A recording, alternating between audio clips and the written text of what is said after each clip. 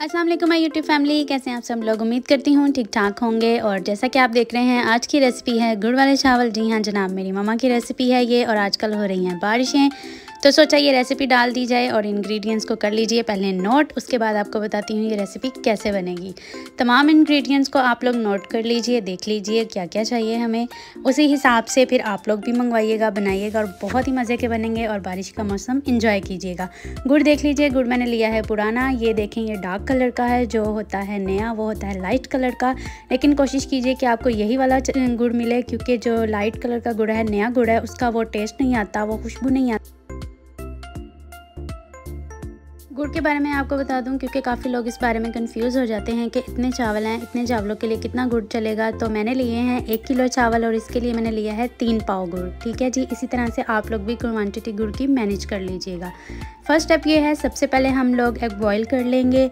Egg boil करने के बाद हम राइस को भी बॉईल कर लेंगे। ये देखें जी, एक साइड पे एग बॉईल हो रहे हैं, एक साइड पे मैं राइस बॉईल कर लूँगी।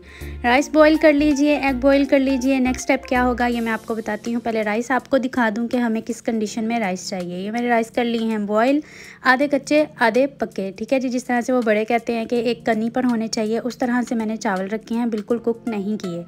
थर्ड स्टेप है इसका गुड़ की चाशनी बनाना। जी हाँ, सिरप बनाना है हमने गुड़ का। और वो किस तरह से बनाना है, गुड़ देख लीजिए, मैंने इसको छोटा छोटा कर लिया है। इसके बाद मैंने इसमें ज़रा सा पानी डाला है, बिल्कुल ज़रा सा पानी डाल के जब आप देखेंगे थोड़ा सा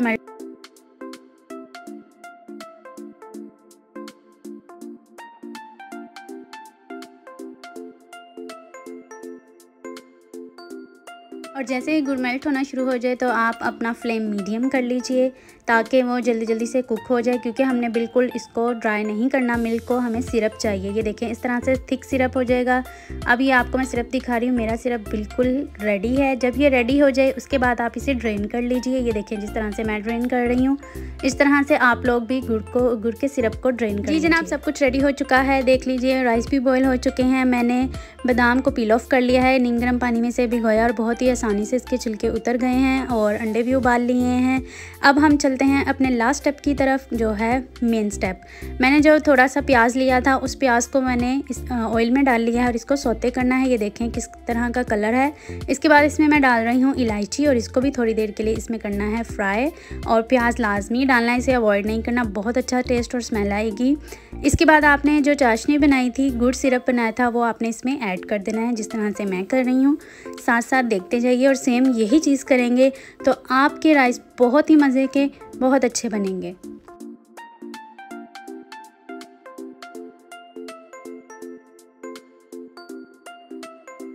जी जनाब, अब बारी है इसमें दही डालने की। दही भी बहुत अहम स्टेप है, ये आपने ये भी स्किप नहीं करना है। दही डालने से पहले अच्छी तरह से उसको बीट कर लेना है। दही मैंने लिया है तकरीबन 5 बड़े चम्मच 1 किलो चावलों में। ठीक है, उसी हिसाब से आप भी क्वांटिटी मैनेज कर लिए अगर आप कम या ज़्यादा बना रहे हैं। और इसे इस तरह से अच्छी तरह से मिक्स करें। आपको नज़र आ रहा होगा इसमें दही की वो बॉल्स नज़र आ रहे हैं, वो मिक्स करने से बिल्कुल डिज़ोल्व हो जाएंगे।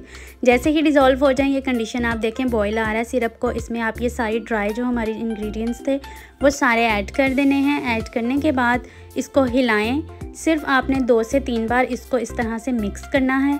मिक्स करने के बाद फ़ौरन